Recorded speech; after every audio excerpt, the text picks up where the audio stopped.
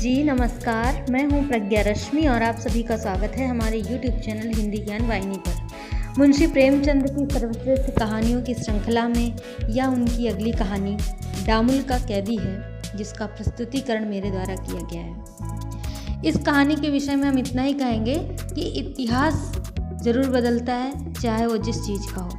इस कहानी में भी एक ऐसी कहानी मुंशी प्रेमचंद जी ने सुनाई है या लिखी है जिसमें कि जो पहले बीतता है बाद में वही फिर से होता है, इसलिए हम कह रहे हैं कि इसमें इतिहास जरूर बदलता है। तो आइए सुनते हैं कहानी डामुल का कैदी। 10 बजे रात का समय। एक विशाल भवन में एक सजा हुआ कमरा, बिजली की अंगीठी, बिजली का प्रकाश। बड़ा दिन आ गया है।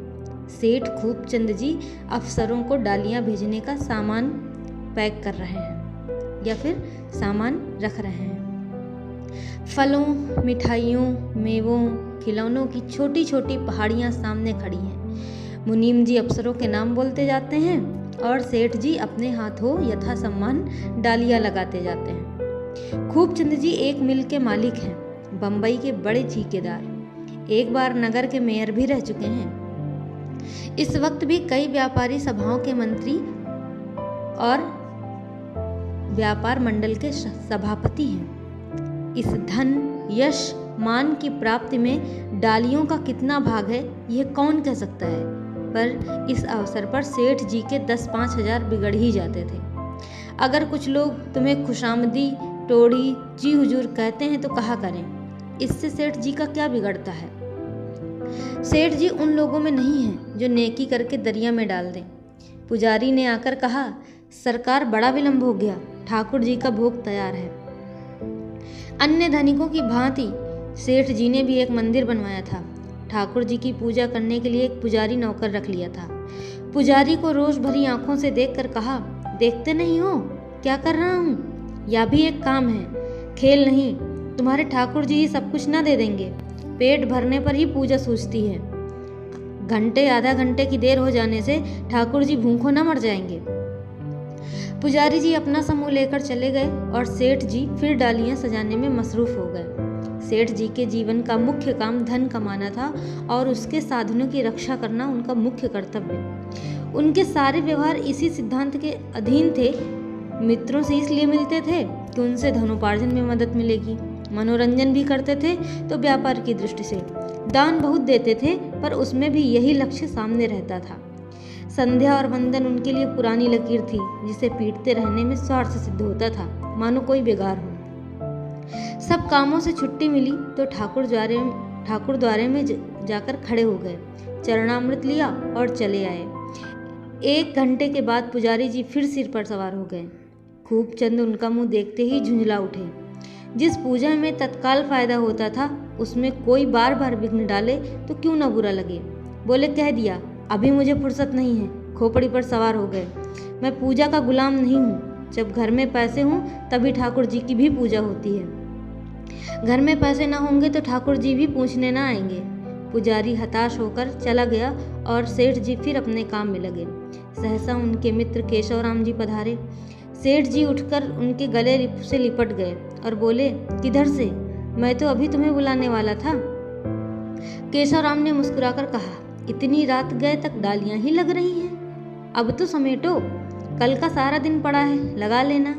तुम कैसे इतना काम कर लेते हो, मुझे तो यही आश्चर्य होता है। आज क्या प्रोग्राम था, याद है? सेठ जी ने गर्दन उठाकर स्मरण करने की चेष्टा करके कहा, क्या कोई विशेष प्रोग्राम था? मुझे तो नहीं याद आता। फिर एकाएक स्मृति जाग उठती और कहते हैं, अच्छा वह बात, हाँ याद आ गया। अभी देर तो नहीं हुई। इस झमेले में ऐसा भूला कि जरा भी याद न रही। तो चलो फिर, मैंने तो समझा था तुम वहां पहुंच गए होगे। मेरे ना जाने से लैला नाराज तो नहीं हुई? यह तो वहां चलने पर मालूम होगा। तुम मेरी ओर से क्षमा मांग लेना। मुझे क्या गरज पड़ी है जो आपकी ओर से क्षमा मांगूं? वह तो त्योरियां चढ़ाए बैठी थी। कहने लगी, उन्हें मेरी परवाह नहीं तो मुझे भी उसकी परवाह नहीं। मुझे आने ही न देती थी। मैंने शांत तो कर दिया, लेकिन कुछ बहाना करना पड़ेगा। खूबचंद ने आंखें मारकर कहा, मैं कह दूंगा, गवर्नर साहब ने जरूरी काम से बुला भेजा था। जी नहीं, यह बहाना बहाना चलेगा। कहेगी तुम मुझसे पूछकर क्यों नहीं गए। वह अपने सामने गवर्नर को समझती ही क्या है। रूप और यौवन बड़ी चीज़ है भाई साहब, आप नहीं जानते। तो फिर बताओ कौन सा बहाना करूं? अजी 20 बहाने हैं। कहना दोपहर से 106 डिग्री का ज्वर था, अभी उठा हूँ। दोनों मित्र हंसे और लैला का मुजरा सुनने चले। सेठ खूबचंद का स्वदेशी मिल देश के बहुत बड़े मिलों में है। जब से स्वदेशी आंदोलन चला है, मिल के माल की खपत दूनी हो गई है। सेठ जी ने कपड़े की दर में 2 आने रुपए बढ़ा दिया है, फिर भी बिक्री में कोई कमी नहीं है। लेकिन इधर अनाज कुछ सस्ता हो गया है, इसलिए सेठ जी ने मजूरी घटाने की सूचना दे दी है। कई दिन से मजूरों के प्रतिनिधियों और सेठ जी में बहस होती रही। सेठ जी जौ भर भी न दबना चाहते थे। जब उन्हें आधी मजूरी पर नए आदमी मिल सकते हैं, तब वह क्यों पुराने आदमियों को रखे। वास्तव में यह चाल पुराने आदमियों को भगाने के लिए ही चली गई थी। अंत में मजूरों ने यही निश्चय किया कि हड़ताल कर दी जाए। प्रातःकाल का समय है, मिल के हाथे में मजदूरों की भीड़ लगी हुई है। कुछ लोग चार दीवारी पर बैठे हैं, कुछ जमीन पर, कुछ इधर उधर मटर गश्ती कर रहे हैं। मिल के द्वार पर कांस्टेबलों का पहरा है। मिल में पूरी हड़ताल है। एक युवक को बाहर से आते देखकर सैकड़ों मजदूर इधर उधर से दौड़कर उसके चारों ओर जमा हो गए। हर एक पूछ रहा था, सेठ जी ने क्या कहा। यह लंबा दुबला सांवला युवक मजदूरों का प्रतिनिधि था। उसकी आकृति में कुछ ऐसी दृढ़ता, कुछ ऐसी निष्ठा, कुछ ऐसी गंभीरता थी कि सभी मजदूरों ने उसे नेता मान लिया था। युवक के स्वर में निराशा थी, क्रोध था, आहत सम्मान का रुदन था। कुछ नहीं हुआ, सेठ जी कुछ भी नहीं सुनते। चारों ओर से आवाजें आईं, तो हम भी उनकी खुशामद नहीं करते। युवक ने फिर कहा, वह मजूरी घटाने पर तुले हुए हैं, चाहे कोई काम करे या ना करे। इस मिल से इस साल 10 लाख का फायदा हुआ है। यह हम लोगों ही की मेहनत का फल है, लेकिन फिर भी हमारी मजूरी काटी जा रही है। धनवानों का पेट कभी नहीं भरता। हम निर्बल हैं, निस्सहाय हैं, हमारी कौन सुनेगा। व्यापार मंडल उनकी ओर है, सरकार उनकी ओर है, मिल के हिस्सेदार भी उनकी ओर हैं। हमारा कौन है। हमारा उद्धार तो भगवान ही करेंगे। एक मजूर बोला, सेठ जी भी तो भगवान के बड़े भगत हैं। युवक ने मुस्कुराकर कहा, हाँ बहुत बड़े भगत हैं। यहाँ किसी ठाकुर द्वारे में उनके ठाकुर द्वारे की सी सजावट नहीं है। कहीं इतना विधि पूर्वक भोग नहीं लगता, कहीं इतने उत्सव नहीं होते, कहीं ऐसी झांकी नहीं बनती। उसी भक्ति का प्रताप है कि आज नगर में इतना सम्मान है। औरों का माल पड़ा सड़ता है, इनका माल गोदाम में नहीं जाने पाता। वहीं भक्तराज हमारी मजूरी काट रहे हैं या घटा रहे हैं। मिल में अगर घाटा हो तो हम आधी मजूरी पर काम करेंगे, लेकिन जब लाखों का लाभ हो रहा है तो किस नीति से हमारी मजूरी घटाई जा रही है। हम अन्याय नहीं सह सकते। प्रण कर लो, किसी बाहरी आदमी को मिल में घुसने न देंगे, चाहे वह अपने साथ फौज लेकर ही क्यों ना आए। कुछ परवाह नहीं, हमारे ऊपर लाठियां बरसें चाहे गोलियां चलें। एक तरफ से आवाज आई, सेठ जी। सभी पीछे फिर कर सेठ जी की तरफ देखने लगे। सभी के चेहरों पर हवाइयां उड़ने लगी। कितने ही तो डरकर कांस्टेबलों से मिल के अंदर जाने के लिए चिरौरी करने लगे। कुछ लोग रुई की गांठों की आड़ में जा छिपे। थोड़े से आदमी कुछ सहमे हुए पर जैसे जान हथेली पर लिए युवक के साथ खड़े रहे। सेठ जी ने मोटर से उतरते हुए कांस्टेबलों को बुलाकर कहा, इन आदमियों को मारकर बाहर निकाल दो इसी दम। मजदूरों पर डंडे पड़ने लगे। 10-5 तो गिर पड़े, बाकी अपनी अपनी जान लेकर भागे। वह युवक 2 आदमियों के साथ अभी तक डटा खड़ा था। प्रभुता असहिष्णु होती है। सेठ जी खुद आ जाएं, फिर भी ये लोग सामने खड़े रहें। यह तो खुला विद्रोह है। यह बेअदबी कौन सह सकता है। जरा देखो इस लौंडे को।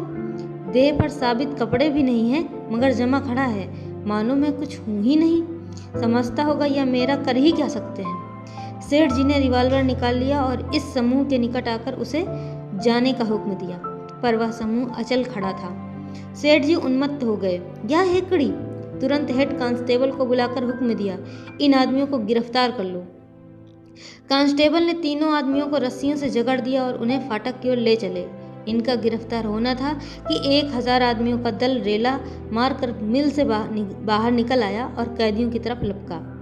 कांस्टेबलों ने देखा बंदूक चलाने पर भी जान न बचेगी तो मुलजिमों को छोड़ दिया और भाग खड़े हुए।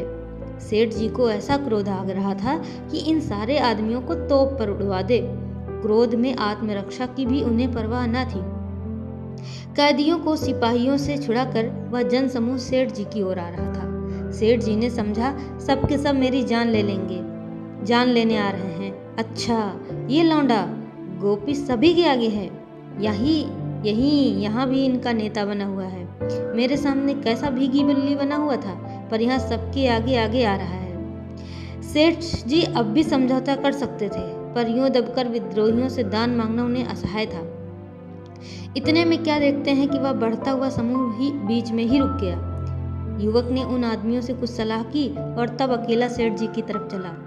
सेठ जी ने मन में कहा, शायद मुझसे प्राणदान की शर्तें तय करने आ रहा है। सभी ने आपस में यही सलाह की, जरा देखो कितने निशंक भाव से चला आता है, जैसे कोई विजयी सेनापति हो। ये कांस्टेबल कैसे दुम दबाकर भाग खड़े हुए, लेकिन तुम्हें तो नहीं छोड़ता। बचा, जो कुछ होगा देखा जाएगा। जब तक मेरे पास ये रिवॉल्वर है तुम मेरा क्या कर सकते हो? तुम्हारे सामने तो घुटना न टेकूंगा। युवक समीप आ गया और कुछ बोलना ही चाहता था कि सेठ जी ने रिवॉल्वर निकालकर फायर कर दिया। युवक भूमि पर गिर पड़ा और हाथ पांव फेंकने लगा। उसके गिरते ही मजूरों में उत्तेजना फैल गई। अभी तक उनमें हिंसा भावना था। वे केवल सेठ जी को यह दिखा देना चाहते थे कि तुम हमारी मजूरी काट कर शांत नहीं बैठ सकते, किंतु हिंसा ने हिंसा को उद्दीप्त कर दिया। सेठ जी ने देखा प्राण संकट में है और समतल भूमि पर रिवॉल्वर से भी देर तक प्राण रक्षा नहीं कर सकते, पर भागने का कहीं स्थान न था। जब कुछ न सूझा तो वह रुई की गांठ पर चढ़ गए और रिवॉल्वर दिखा दिखाकर नीचे वालों को ऊपर चढ़ने से रोकने लगे। नीचे 500-600 आदमियों का घेरा था। ऊपर सेठ जी अकेले रिवॉल्वर लिए खड़े थे। कहीं से कोई मदद नहीं आ रही है और प्रतिक्षण प्राणों की आशा क्षीण होती जा रही है। कांस्टेबलों ने भी अफसरों को यहाँ की परिस्थिति नहीं बतलाई, नहीं तो क्या अब तक कोई ना आता? केवल 5 गोलियों से कब तक जान बचेगी? एक क्षण में ये सब समाप्त हो जाएंगी। भूल हुई, मुझे बंदूक और कारतूस लेकर आना चाहिए था। फिर देखता इनकी बहादुरी, एक एक को भून कर रख देता। मगर क्या जानता था कि यहाँ इतनी भयंकर परिस्थिति आ खड़ी होगी। नीचे के एक आदमी ने कहा, लगा दो गांठों में आग, निकालो तो एक माचिस। रुई से धन कमाया है, रुई की चिता पर जले।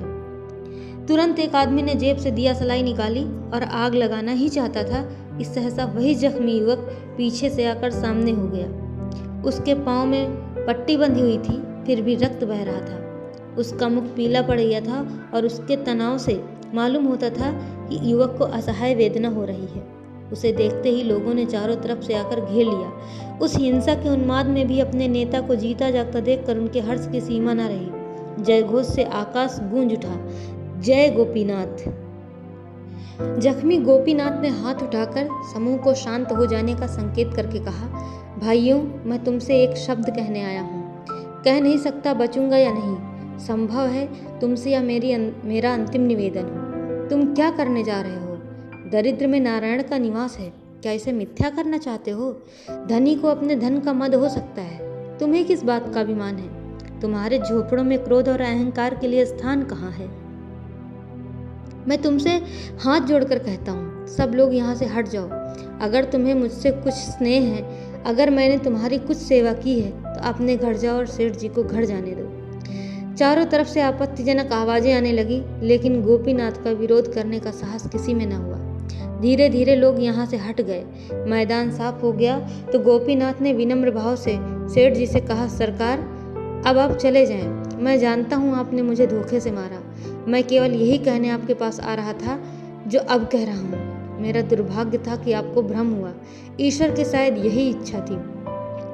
सेठ जी को गोपीनाथ पर कुछ श्रद्धा होने लगी है। नीचे उतरने में कुछ शंका अवश्य है, पर ऊपर भी तो प्राण बचने की कोई आशा नहीं है।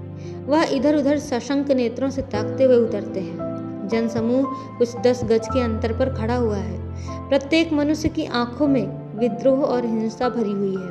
कुछ लोग दबी जबान से पर सेठ जी को सुनाकर अशिष्ट आलोचनाएं कर रहे हैं, पर किसी में इतना साहस नहीं है कि उनके सामने आ सके।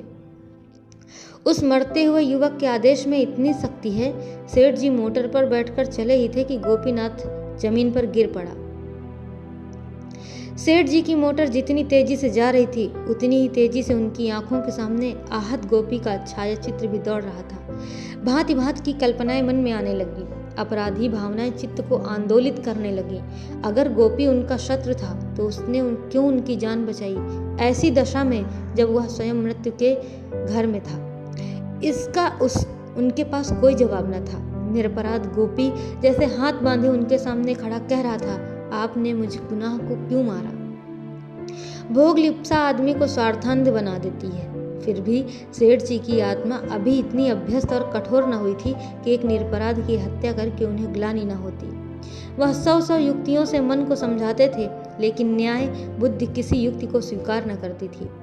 जैसे यह धारणा उनके न्याय द्वार पर बैठी सत्याग्रह कर रही थी और वरदान लेकर ही टलेगी। वह घर पहुंचे तो इतने दुखी और हताश थे मानो हाथों में हथकड़ियां पड़ी हों। प्रमिला ने घबराई हुई आवाज में पूछा, हड़ताल का क्या हुआ? अभी हो रही है या बंद हो गई? मजूरों ने दंगा फसाद तो नहीं किया? मैं बहुत डर रही थी। खूबचंद ने आराम कुर्सी पर लेटकर एक लंबी सांस ली और बोले, कुछ ना पूछो, किसी तरह जान बच गई, बस यही समझ लो। पुलिस के आदमी तो भाग खड़े हुए, मुझे लोगों ने घेर लिया। बारे में किसी तरह जान लेकर मैं भागा। जब मैं चारों तरफ से घिर गया तो क्या करता, मैंने भी रिवॉल्वर छोड़ दिया। प्रमिला भयभीत होकर बोली, कोई जख्मी तो नहीं हुआ? वही गोपीनाथ जख्मी हुआ जो मजूरों की तरफ से मेरे पास आया करता था। उसका गिरना था कि 1000 आदमियों ने मुझे घेर लिया। मैं दौड़कर रुई की गांठों पर चढ़ गया। जान बचाने की कोई आशा ही ना बची थी। मजूर गांठों में आग लगाने जा रहे थे। प्रमिला इतना सुनकर कांप उठी। तभी खूबचंद ने कहा, सहसा वही जख्मी आदमी उठकर मजूरों के सामने आया और उन्हें समझाकर मेरी प्राण रक्षा की। वह ना आ जाता तो मैं किसी तरह जीता न बचता। ईश्वर ने बड़ी कुशल की, इसीलिए मैं मना कर रही थी कि अकेले मत जाओ। उस आदमी को लोग अस्पताल ले गए होंगे। सेठ जी ने शोक भरे स्वर में कहा, मुझे भय है कि वह मर गया होगा। जब मैं मोटर पर बैठा तो मैंने देखा वह गिर पड़ा और बहुत से आदमी उसे घेर कर खड़े हो गए। ना जाने उसकी क्या दशा हुई। प्रमिला उन देवियों में थी जिनकी नसों में रक्त की जगह श्रद्धा बहती है। स्नान, पूजा, तप और व्रत यही उसके जीवन के आधार थे। सुख में, दुख में, आराम में उपासना ही उसका कवच थी। इस समय भी उस पर संकट आ पड़ा। ईश्वर के सिवा कौन उसका उद्धार करेगा? वह वहीं खड़ी द्वार की ओर ताक रही थी और उसका धर्मनिष्ठ मन ईश्वर के चरणों में गिरकर क्षमा की भिक्षा मांग रहा था। सेठ जी बोले, यह मजूर उस जन्म में कोई महान पुरुष था, नहीं तो जिस आदमी ने उसे मारा उसी की प्राण रक्षा के लिए क्यों इतनी तपस्या करता। प्रमिला श्रद्धाभाव से बोली, भगवान की प्रेरणा और क्या। भगवान की दया होती है तभी हमारे मन में सद्विचार भी आते हैं। सेठ जी ने जिज्ञासा की, तो फिर बुरे विचार भी ईश्वर की प्रेरणा से ही आते होंगे? प्रमिला तत्परता के साथ बोली, ईश्वर आनंद स्वरूप है, दीपक से कभी अंधकार नहीं निकल सकता। सेठ जी कोई जवाब सोच ही रहे थे कि बाहर शोर सुनकर चौंक पड़े। दोनों ने सड़क की तरफ की खिड़की खोलकर देखा तो हजारों आदमी काली झंडियां लिए दाहिनी तरफ से आते दिखाई दिए। झंडियों के बाद एक अर्थी थी, सिर ही सिर दिखाई देते थे। यह गोपीनाथ के जनाजे का जुलूस था। सेठ जी तो मोटर पर बैठकर मिल से घर की ओर चले। उधर मजूरों ने दूसरी मिलों में इस हत्याकांड की सूचना भेज दी। दम के दम में सारे शहर में एक खबर बिजली की तरह दौड़ गई और कई मिलों में हड़ताल हो गई। नगर में सनसनी फैल गई। किसी भीषण उपद्रव के भय से लोगों ने दुकान भी बंद कर दी। यह जुलूस नगर के मुख्य स्थानों का चक्कर लगाता हुआ सेठ खूबचंद के द्वार पर आया है और गोपीचंद के खून का बदला लेने पर तुला हुआ है। उधर पुलिस अधिकारियों ने सेठ जी की रक्षा करने का निश्चय कर लिया है, चाहे खून की नदी ही क्यों न बह जाए। जुलूस के पीछे सशस्त्र पुलिस के 200 जवान डबल मार्च से उपद्रवकारियों का दमन करने चले आ रहे हैं।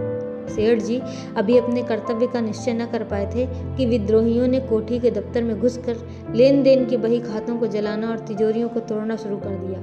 मुनीम और अन्य कर्मचारी तथा चौकीदार सब के सब अपनी जान लेकर भागे। उसी वक्त बाईं ओर से पुलिस दौड़ी। पुलिस की टुकड़ी आ धमकी और पुलिस कमिश्नर ने विद्रोहियों को 5 मिनट के अंदर यहाँ से भाग जाने का हुक्म दे दिया। समूह ने फिर एक बार पूरे स्वर से पुकारा, गोपीनाथ की जय। 1 घंटा पहले अगर ऐसी परिस्थिति उत्पन्न हुई होती तो सेठ जी ने बड़ी निश्चिंतता से उपद्रवकारियों को पुलिस की गोलियों का निशाना बनने दिया होता। लेकिन गोपीनाथ की उस देवोपम सौजन्य और आत्मसमर्पण ने जैसे उनके मन स्थिति विकारों का शमन कर दिया था और अब साधारण औषधि भी उन पर रामबाण का सा चमत्कार दिखाती थी। उन्होंने प्रमिला से कहा, मैं जाकर अब सबके सामने अपना अपराध स्वीकार किए लेता हूँ, नहीं तो मेरे पीछे ना जाने कितने घर मिट जाएंगे। प्रमिला ने कांपते हुए स्वर में कहा, यही खिड़की से आदमियों को क्यों नहीं समझा देते? वे जितना मजूरी बढ़ाने को कहते हो बढ़ा दो। इस समय तो उन्हें मेरे रक्त की प्यास है, मजूरी बढ़ाने का उन पर कोई असर न होगा। सजल नेत्रों से देखकर प्रमिला बोली, तब तो तुम्हारे ऊपर हत्या का अभियोग चल जाएगा। सेठ जी ने धीरता से कहा, भगवान की यही इच्छा है तो हम क्या कर सकते हैं। एक आदमी का जीवन इतना मूल्यवान नहीं है कि उसके लिए असंख्य जाने ली जाए। प्रमिला को मालूम हुआ साक्षात भगवान सामने खड़े हैं। वह पति के गले से लिपट कर बोली, मुझे क्या कह कर जाते हो? सेठ जी ने उसे गले लगाते हुए कहा, भगवान तुम्हारी रक्षा करेंगे। उनके मुख से और कोई शब्द न निकला। प्रमिला की हिचकियां बंधी हुई थी। उसे रोता छोड़कर सेठ जी नीचे उतरे। वह सारी संपत्ति जिसके लिए उन्होंने जो कुछ करना चाहिए था वह भी किया और जो कुछ न करना चाहिए था वह भी किया। जिसके लिए खुशामद की, छल किया, अन्याय किए, जिसे वह अपने जीवन का तप वरदान समझते थे, आज कदाचित सदा के लिए उनके हाथ से निकल जाती थी। पर उन्हें जरा भी मोह न था, जरा भी खेद न था। वह जानते थे कि उन्हें डामुल की सजा होगी। यह सारा कारोबार चौपट हो जाएगा, यह संपत्ति धूल में मिल जाएगी। कौन जाने प्रमिला से फिर भेंट होगी या नहीं। कौन मरेगा, कौन जिएगा, कौन जानता है। मानो वह स्वेच्छा से यमदूतों का आह्वान कर रहे हों और वह वेदनामय विवशता जो हमें मृत्यु के समय दबा लेती है, उन्हें भी दबाए हुए थी। प्रमिला उनके साथ ही साथ नीचे तक आई। वह उनके साथ उस समय तक रहना चाहती थी जब तक जनता उसे पृथक न कर दे। लेकिन सेठ जी उसे छोड़कर जल्दी से बाहर निकल गए और वह खड़ी रोती रह गई। बलि पाते ही विद्रोह का पिशाच शांत हो गया। सेठ जी 1 सप्ताह हवालात में रहे, फिर उन पर अभियोग चलने लगा। बम्बई के सबसे नामी बैरिस्टर गोपी की तरफ से पैरवी कर रहे थे। मजूरों ने चंदे से अपार धन एकत्र किया और यहाँ तक तुले हुए थे कि अगर अदालत से सेठ जी बरी भी हो जाएं तो उनकी हत्या कर दी जाए। नित्य इजलास में कई हजार कुली जमा रहते। अभियोग सिद्ध ही था। मुलजिम ने अपना अपराध स्वीकार कर लिया था। उनके वकीलों ने उनके अपराध को हल्का करने की दलीलें पेश की। फैसला ये हुआ कि 14 साल का काला पानी हो गया। सेठ जी के जाते ही मानो लक्ष्मी रूठ गई, जैसे उस विशालकाय वैभव की आत्मा निकल गई हो। साल भर के अंदर उस वैभव का कंकाल मात्र रह गया। मिल तो पहले ही बंद हो चुकी थी, लेना देना चुकाने पर कुछ न बचा। यहाँ तक कि रहने का घर भी हाथ से निकल गया। प्रमिला के पास लाखों के आभूषण थे। वह चाहती तो उन्हें सुरक्षित रख सकती थी, पर त्याग की धुन में उन्हें भी निकाल फेंका। 7वें महीने में जब उसके पुत्र का जन्म हुआ तो वह छोटे से किराए के घर में थी। पुत्र रत्न पाकर अपनी सारी विपत्ति भूल गई। कुछ दुख था तो यही कि पतिदेव होते तो इस समय कितने आनंदित होते। प्रमिला ने किन कष्टों को झेलते हुए पुत्र का पालन किया, इसकी कथा लंबी है। सब कुछ सहा पर किसी के सामने हाथ नहीं फैलाया। जिस तत्परता से उसने देने उधार चुकाए थे, उससे लोगों की उस पर भक्ति हो गई थी। कई सज्जन तो उसे कुछ मासिक सहायता देने पर तैयार थे, लेकिन प्रमिला ने किसी का एहसान न लिया। भले घरों की महिलाओं से उसका परिचय था ही, वह घरों में स्वदेशी वस्तुओं का प्रचार करके गुजर भर को कमा लेती। जब तक बच्चा दूध पीता था उसे अपने काम में बड़ी कठिनाई पड़ी, लेकिन दूध छुड़ा देने के बाद वह बच्चे को दाई को सौंप कर आप काम करने चली जाती थी। दिन भर के कठिन परिश्रम के बाद जब वह संध्या समय घर आकर बालक को गोद में उठा लेती तो उसका मन हर्ष से उन्मत्त होकर पति के पास उड़ जाता, जो न जाने किस दशा में काले कोसों पर पड़ा था। उसे अपनी संपत्ति के लुट जाने का लेश मात्र भी दुख नहीं है। उसे केवल इतनी ही लालसा है कि स्वामी कुशल से लौट आवे और बालक को देखकर अपनी आंखें शीतल करे। फिर तो वह इस दरिद्रता में भी सुखी और संतुष्ट रहेगी। वह नित्य ईश्वर के चरणों में सिर झुकाकर स्वामी के लिए प्रार्थना करती है। उसे विश्वास है ईश्वर जो कुछ करेंगे उससे उनका कल्याण ही होगा। ईश्वर वंदना में वह अलौकिक धैर्य, साहस और जीवन का आभास पाती है। प्रार्थना ही अब उसकी आशाओं का आधार है। 15 साल की विपत्ति के दिन आशा की छांव में कट गए। संध्या का समय है। किशोर कृष्णचंद अपनी माता के पास मन मारे बैठा हुआ है। वह माँ बाप दोनों में से एक को भी नहीं पड़ा। प्रमिला ने पूछा, क्यों बेटा, तुम्हारी परीक्षा तो समाप्त हो गई थी। बालक ने गिरे हुए मन से जवाब दिया, हाँ अम्मा, हो गई, लेकिन मेरे पर्चे अच्छे नहीं हुए। मेरा मन पढ़ने में नहीं लगता है। यह कहते कहते उसकी आंखें डबडबाई। प्रमिला ने स्नेह भरे स्वर में कहा, ये तो अच्छी बात नहीं है बेटा, तुम्हें पढ़ने में मन लगाना चाहिए। बालक सजल नेत्रों से माता को देखता हुआ बोला, मुझे बार बार पिताजी की याद आती रहती है। अब तो वह बहुत बूढ़े हो गए होंगे। मैं सोचा करता हूँ कि वह आएंगे तो तन मन से उनकी सेवा करूँगा। इतना बड़ा उत्सर्ग किसने किया होगा अम्मा? उस पर लोग उन्हें निर्दयी कहते हैं। मैंने गोपीनाथ के बाल बच्चों का पता लगा लिया अम्मा। उनकी घरवाली है, माता है और एक लड़की है जो मुझसे 2 साल बड़ी है। माँ बेटी दोनों उसी मिल में काम करती हैं। दादी बहुत बूढ़ी हो गई है। प्रमिला ने विस्मित होकर कहा, तुझे उनका पता कैसे चला बेटा? कृष्णचंद्र ने प्रसन्नचित्त होकर बोला, मैं आज उस मिल में चला गया था। मैं उस स्थान को देखना चाहता था जहां मजूरों ने पिताजी को घेरा था, और वह स्थान भी जहां गोपीनाथ गोली खाकर गिरा था। पर उन दोनों में एक स्थान भी न रहा। वहां इमारतें बन गई हैं। मिल का काम बड़े जोर से चल रहा है। मुझे देखते ही बहुत से आदमियों ने मुझे घेर लिया। सब यही कहते थे कि तुम तो भैया गोपीनाथ का रूप धर कर आए हो। मजूरों ने वहां गोपीनाथ की एक तस्वीर लटका रखी है। उसे देखकर चकित हो गया अम्मा, जैसे मेरी ही तस्वीर हो, केवल मूंछों का अंतर है। जब मैंने गोपी की स्त्री के बारे में पूछा तो एक आदमी दौड़कर उसकी स्त्री को बुला लाया। वह मुझे देखते ही रोने लगी, और ना जाने क्यों मुझे भी रोना आ गया। बेचारी स्त्रियां बड़े कष्ट में हैं। मुझे तो उनके ऊपर ऐसी दया आती है कि उनकी कुछ मदद करूं। प्रमिला को शंका हुई, लड़का इन झगड़ों में पड़कर पढ़ना ना छोड़ बैठे। बोली, अभी तुम उनकी क्या मदद कर सकते हो बेटा? धन होता तो कहती 10-5 रुपए महीना दे दिया करो, लेकिन घर का तो हाल बहुत बुरा है, और तुम जानते ही हो। अभी मन लगा कर पढ़ो। जब तुम्हारे पिताजी आ जाएं तो जो इच्छा हो वह करना। कृष्णचंद्र ने उस समय कोई जवाब न दिया, लेकिन आज से उसका नियम हो गया कि स्कूल से लौटकर एक बार गोपी के परिवार को देखने अवश्य जाता। प्रमिला उसे जेब खर्च के लिए जो पैसा देती, उसे उन अनाथों पर ही खर्च करता। कभी कुछ फल ले लिए, कभी शाक भाजी ले ली। एक दिन कृष्णचंद्र को घर आने में देर हुई तो प्रमिला बहुत घबरा गई। पता लगाती हुई विधवा के घर पहुंची तो देखा एक तंग गली में एक सीले सड़े हुए मकान में गोपी की स्त्री खाट पर लेटी है, और कृष्णचंद्र खड़ा उसे पंखा झल रहा है। माता को देखते ही बोला, मैं अभी घर न जाऊंगा अम्मा, देखो न काकी कितनी बीमार है। दादी को कुछ सोचता नहीं, बिन्नी खाना पका रही है, इनके पास कौन बैठे? प्रमिला ने खिन्न होकर कहा, अब तो अंधेरा हो गया, तुम यहाँ कब तक बैठे रहोगे? अकेला घर मुझे भी तो अच्छा नहीं लगता। इस वक्त चलो, सवेरे फिर आ जाना। रोगिणी ने प्रमिला की आवाज़ सुनकर आंखें खोल दी और मंद स्वर में बोली, आओ माताजी बैठो। मैं तो भैया से कह रही थी देर हो रही है, अब घर जाओ, पर ये गए ही नहीं। मुझ अभागिनी पर इन्हें ना जाने क्यों इतनी दया आ जाती है। अपना लड़का भी इससे अधिक मेरी सेवा ना कर सकता था। चारों तरफ से दुर्गंध आ रही थी। उमस ऐसी थी कि दम घुटा जाता था। उस बिल में हवा किधर से आती? पर कृष्णचंद्र ऐसा प्रसन्न था मानो कोई परदेसी चारों ओर से ठोकरें खाकर अपने घर में आ गया हो। प्रमिला ने इधर उधर निगाह दौड़ाई तो एक दीवार पर उसे एक तस्वीर दिखाई दी। उसने समीप जाकर देखा तो उसकी छाती धक से हो गई।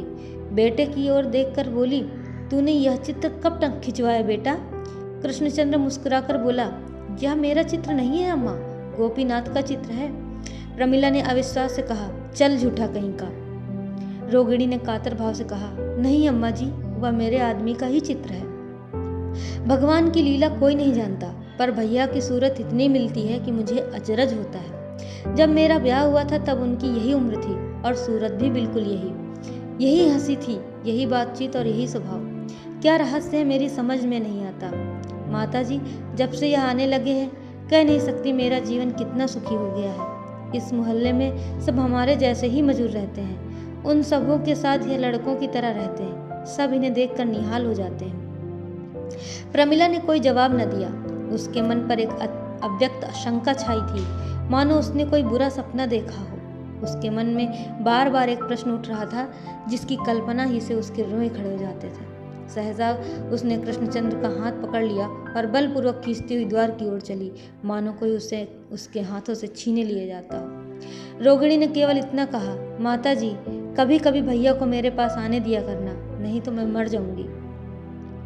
15 साल के बाद भूतपूर्व सेठ खूबचंद अपने नगर के स्टेशन पर पहुंचे। हरा भरा वृक्ष ठूंठ होकर रह गया था। चेहरे पर झुर्रियां पड़ी हुई, सिर के बाल सन, दाढ़ी जंगल की तरह बढ़ी हुई, दांतों का कहीं नाम नहीं, कमर झुकी हुई। ठूंठ को देखकर कौन पहचान सकता है कि यह वही वृक्ष है जो फल फूल और पत्तियों से लदा रहता था, जिस पर पक्षी कलरव करते रहते थे। स्टेशन के बाहर निकलकर वह सोचने लगे, कहाँ जाए। अपना नाम लेते लज्जा आती थी। किससे पूछे प्रमिला जीती है या मर गई? अगर है तो कहाँ है? उन्हें देख वह बहुत प्रसन्न होगी या उनकी उपेक्षा करेगी। प्रमिला का पता लगाने में ज्यादा देर न लगी। खूबचंद की कोठी अभी तक खूबचंद की कोठी कहलाती थी। दुनिया कानून की उलट फिर क्या जाने। अपनी कोठी के सामने पहुंचकर उन्होंने एक तंबोली से पूछा, क्यों भैया, यही तो सेठ खूबचंद की कोठी है।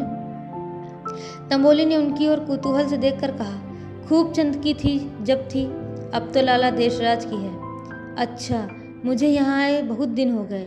सेठ जी के यहाँ नौकर था, सुना सेठ जी को काला पानी हो गया था। हाँ, बेचारे भलमनसी में मारे गए, चाहते तो बेदाग बच जाते, सारा घर मिट्टी में मिल गया। सेठानी तो होंगी?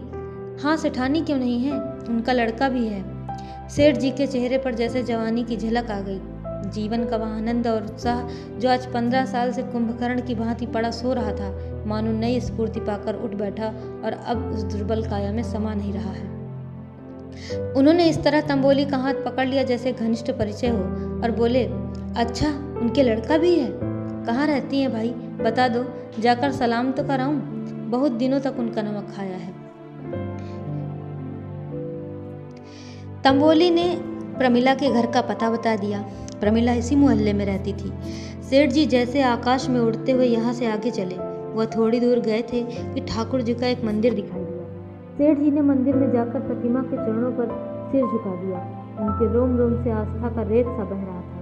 इस 15 वर्ष के कठिन प्रायश्चित में उनकी संतप्त आत्मा को अगर कहीं आश्रय मिला था तो वह अशरण शरण भगवान के चरण थे। उन पावन चरणों के ध्यान में उन्हें शांति मिलती थी।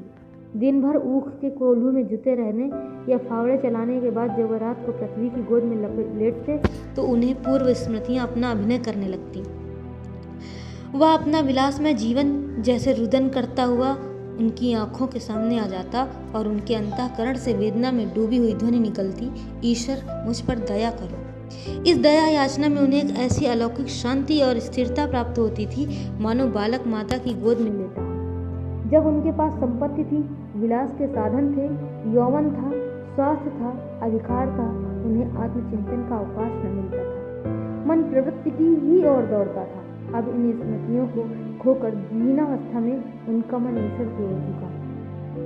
पानी पर जब तक कोई आवरण है, उसमें सूर्य का प्रकाश कहाँ? वह मंदिर से निकले ही थे कि एक स्त्री ने उसमें प्रवेश किया। खूबचंद का हृदय उछल पड़ा।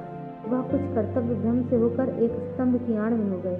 यह प्रमिला ही थी। इन 15 वर्षों में एक दिन भी ऐसा नहीं गया जब उन्हें प्रमिला की याद ना आई हो। वह छाया उनकी आंखों में बसी हुई थी। आज उन्हें उस छाया और इस सत्य में कितना अंतर दिखाई दिया। छाया पर समय का क्या असर हो सकता है? उस पर सुख दुख का बस नहीं चलता। सत्य तो इतना अभेद्य नहीं। उस छाया में वह सदैव प्रमोद का रूप देखा करते थे, आभूषण, मुस्कान और लज्जा से रंजित। इस सत्य में उन्होंने साधक का तेजस्वी रूप देखा और अनुराग में डूबे हुए सर की भांति उनका हृदय थरथरा उठा। मन में ऐसा उद्गार उठा कि इसके चरणों पर गिर पड़ूं और कहूं, देवी, इस पतित का उद्धार करो। किंतु तुरंत विचार आया, कहीं यह देवी मेरी उपेक्षा न करे। इस दशा में उनके सामने जाते उन्हें लज्जा आई। कुछ दूर चलने के बाद प्रमिला एक गली में मुड़ी। सेठ जी भी उसके पीछे पीछे चले आते थे। आगे एक कई मंजिल की हवेली थी। सेठ जी ने प्रमिला को उस चाल में घुसते देखा, पर यह न देख सके कि वह किधर गई। द्वार पर खड़े खड़े सोचने लगे, किससे पूछूं। सहसा एक किशोर को भीतर से निकलते देखकर उन्होंने उसे पुकारा। युवक ने उनकी ओर चुभती हुई आंखों से देखा और तुरंत उनके चरणों पर गिर पड़ा। सेठ जी का कलेजा धक से हो उठा। यह तो गोपी था, केवल उम्र में उससे कम। वही रूप था, वही डील था, मानो वह कोई नया जन्म लेकर आ गया हो। उनका सारा शरीर एक विचित्र भय से सिहर उठा। कृष्णचंद्र ने एक क्षण में उठकर कहा, हम तो आज आपकी प्रतीक्षा कर रहे थे। बंदर पर जाने के लिए गाड़ी लेने जा रहा था। आपको तो यहाँ आने में बड़ा कष्ट हुआ होगा। आइए, अंदर आइए। मैं आपको देखते ही पहचान गया, कहीं भी देखकर पहचान जाता। खूबचंद उसके साथ भीतर चले तो मगर उनका मन जैसे अतीत के कांटों में उलझ रहा था। गोपी की सूरत क्या वह कभी भूल सकते थे? इस चेहरे को उन्होंने कितनी ही बार स्वप्न में देखा था। वह कांड उनके जीवन की सबसे महत्वपूर्ण घटना थी और आज एक युग बीत जाने पर भी वह उनके पथ में उसी भांति अटल खड़ा था। एकाएक कृष्णचंद्र जीने के पास रुककर बोला, जाकर अम्मा से कह आऊं, दादा आ गए, आपके लिए नए नए कपड़े बने रखे हैं। खूबचंद ने पुत्र के मुंह का इस तरह चुंबन किया जैसे वह शिशु हो और उसे गोद में उठा लिया। वह उसे लिए जीने पर चढ़े चले जाते थे। यह मनोल्लास की शांति थी, शक्ति थी। 30 साल से व्याकुल पुत्र लालसा यह पदार्थ पाकर जैसे उस पर न्यौछावर हो जाना चाहती है। जीवन नई नई अभिलाषाओं को लेकर उन्हें सम्मोहित कर रहा है। इस रत्न के लिए वह ऐसी ऐसी कितनी ही यातनाएं सहर्ष झेल सकते थे।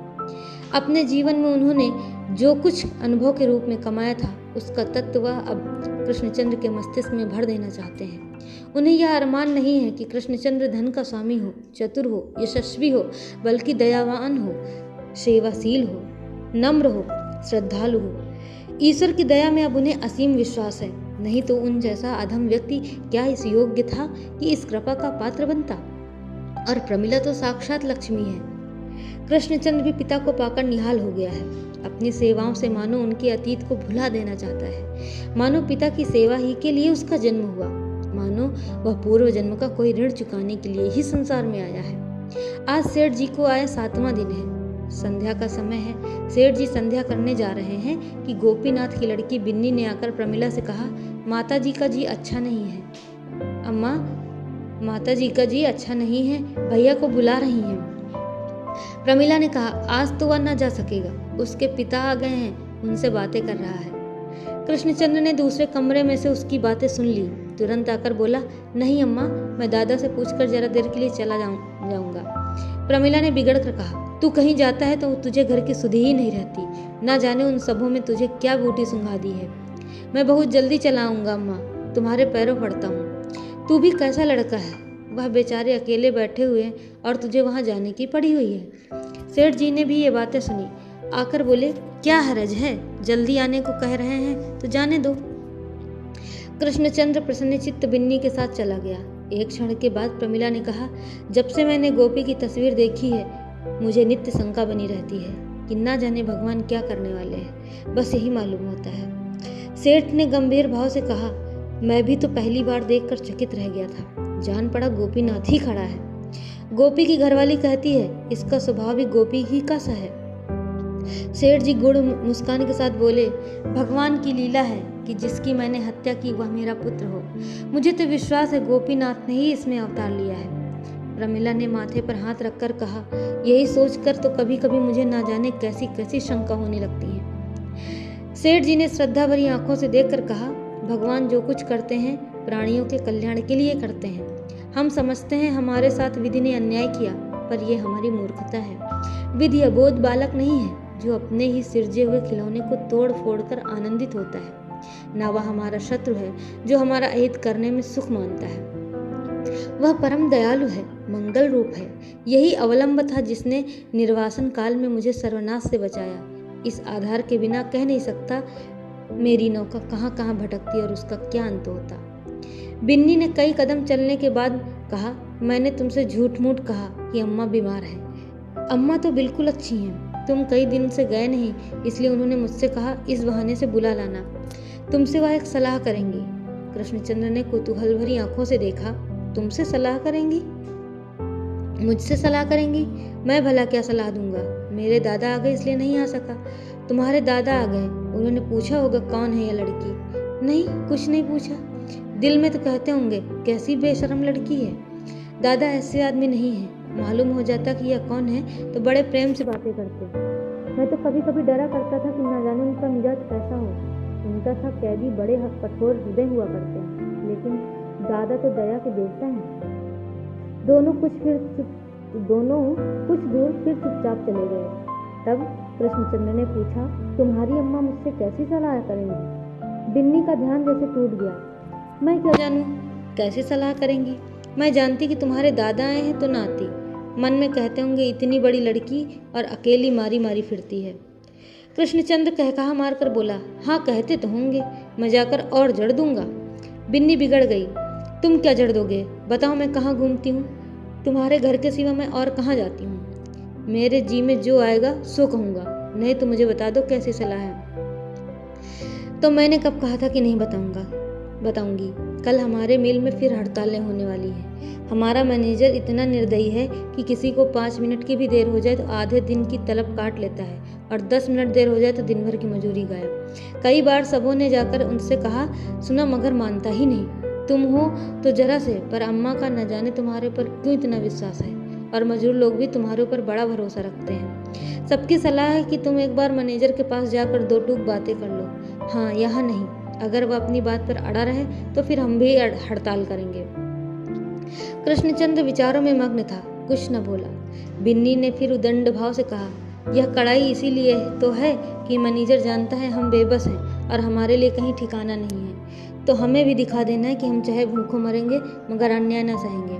कृष्णचंद्र ने कहा, उपद्रव हो गया तो गोलियां चलेंगी, तो चलने दो। हमारे दादा मर गए तो क्या हम लोग जिए नहीं?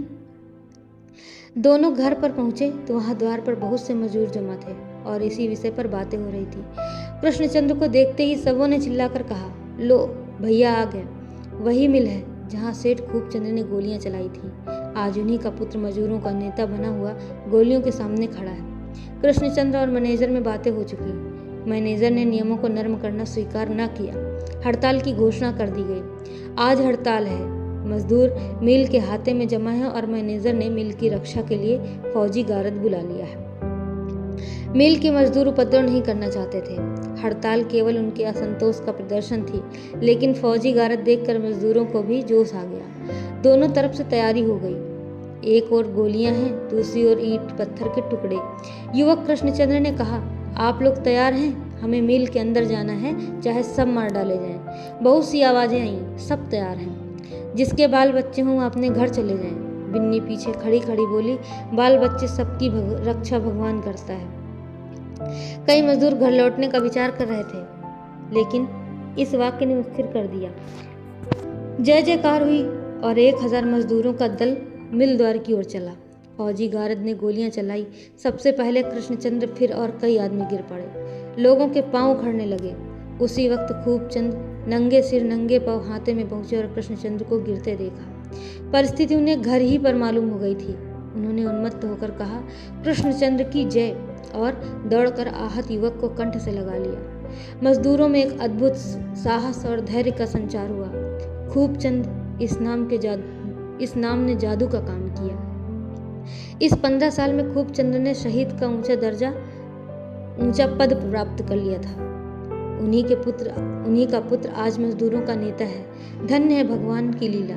सेठ जी ने पुत्र की लाश जमीन पर लिटा दी और अविचल भाव से बोले, भाइयों, यह लड़का मेरा पुत्र था। मैं 15 साल डामूल काट कर लौटा तो भगवान की कृपा से मुझे इसके दर्शन हुए। आज 8वां दिन है। आज फिर भगवान ने उसे अपनी शरण में ले लिया। वह भी उन्हीं की कृपा थी, यह भी उन्हीं की कृपा है। मैं जो मूर्ख अज्ञानी तब था वही अब भी हूँ। हाँ, इस बात का मुझे गर्व है कि भगवान ने मुझे ऐसा वीर बालक दिया। अब आप लोग मुझे बधाइयाँ दें, किसी ऐसी वीरगति मिलती है। अन्याय के सामने जो छाती खोलकर खड़ा हो जाए वही तो सच्चा वीर है। इसलिए बोलिए कृष्णचंद्र की जय। 1000 गलों से जय ध्वनि निकली और उसी के साथ सबके सब हल्ला मारकर दफ्तर के अंदर घुस गए। गारद के जवानों ने एक बंदूक भी न चलाई। इस विलक्षण कांड ने इन्हें स्तंभित कर दिया था। मैनेजर ने पिस्तौल उठा लिया और खड़ा हो गया। देखा तो सामने सेठ खूबचंद। लज्जित होकर बोला, मुझे बड़ा दुख है कि आज देवगति से ऐसी दुर्घटना हो गई, पर आप खुद समझ सकते हैं क्या कर सकता था। सेठ जी ने शांत स्वर में कहा, ईश्वर जो कुछ करता है हमारे कल्याण के लिए करता है। अगर इस बलिदान से मजदूरों का कुछ हित हो तो मुझे जरा भी खेद न होगा। मैनेजर सम्मान भरे स्वर में बोला, लेकिन इस धारणा से तो आदमी को संतोष नहीं होता। ज्ञानियों का भी मन चंचल हो ही जाता है। सेठ जी ने इस प्रसंग को अंत कर देने के इरादे से कहा, तो अब आप क्या निश्चय कर रहे हैं? मैनेजर सकुचाता हुआ बोला, मैं इस विषय में स्वतंत्र नहीं हूँ। स्वामियों की जो आज्ञा थी उसका मैं पालन कर रहा था। सेठ जी कठोर स्वर में बोले, अगर आप समझते हैं कि मजदूरों के साथ अन्याय हो रहा है तो आपका धर्म है कि उनका पक्ष लीजिए। अन्याय में सहयोग करना अन्याय करने के समान ही है। एक तरफ तो मजदूर लोग कृष्णचंद्र के दाह संस्कार का आयोजन कर रहे थे, दूसरी तरफ मिल में डायरेक्टर और मैनेजर सेठ खूबचंद के साथ बैठ के ऐसी कोई व्यवस्था सोच रहे थे कि मजदूरों के प्रति इस अन्याय का अंत हो जाए। 10 बजे सेठ जी ने बाहर निकलकर मजदूरों को सूचना दी, मित्रों, ईश्वर को धन्यवाद दो कि उसने तुम्हारी विनय स्वीकार कर ली। तुम्हारी हाजिरी के लिए अब नए नियम बनाए जाएंगे और जुर्माने की वर्तमान प्रथा उठा दी जाएगी। मजदूरों ने सुना, पर उन्हें वह आनंद न हुआ जो 1 घंटा पहले होता। कृष्णचंद्र की बलि देकर बड़ी से बड़ी रियासत भी उनके निगाहों में हेय थी। अभी अर्थी न उठने पाई थी कि प्रमिला लाल आंखें किए उन्मत्त सी दौड़ी आई और उस देह से चिमट गई जिसे उसने अपने उदर से जन्म दिया था और अपने रक्त से पाला था। चारों तरफ हाहाकार मच गया। मजदूर और मालिक ऐसा कोई नहीं था जिसकी आंखों से आंसुओं की धारा न निकल रही हो। सेठ जी ने समीप जाकर प्रमिला के कंधों पर हाथ रखा और बोले, क्या करती हो प्रमिला? जिसकी मृत्यु पर हंसना और ईश्वर को धन्यवाद देना चाहिए, उसकी मृत्यु पर रोती हो। प्रमिला उसी तरह शव को हृदय से लगाए पड़ी रही। जिस निधि को पाकर उसने विपत्ति को संपत्ति समझा था, पति वियोग से अंधकार में जीवन में जिस दीपक से आशा, धैर्य और अवलंब पा रही थी, वह दीपक बुझ गया था। जिस विभूति को पाकर ईश्वर की निष्ठा और भक्ति उसके रोम रोम में व्याप्त हो गई थी, वह विभूति उससे छीन ली गई थी। सहसा उसने पति को अस्थिर नेत्रों से देखकर कहा, तुम समझते हो कि ईश्वर जो कुछ करता है हमारे कल्याण के लिए ही करता है?